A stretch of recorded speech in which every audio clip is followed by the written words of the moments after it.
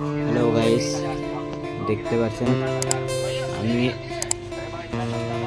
এই টোটো ঠিক করার জন্য কি কি অস্ত্র লাগে সেই অস্ত্রগুলো আপনাদেরকে দেখাচ্ছি। দেখতে পাচ্ছেন এটা হলো বেয়ারিং খোলার জন্য, ম্যাগনেট খোলার জন্য মোটরের। দেখতে পাচ্ছেন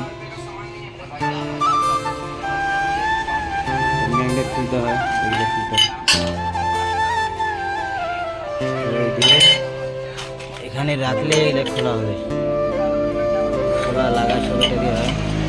অস্ত্রগুলো আপনি দেখতে পাচ্ছেন, অস্ত্র বহুত অস্ত্র লাগে।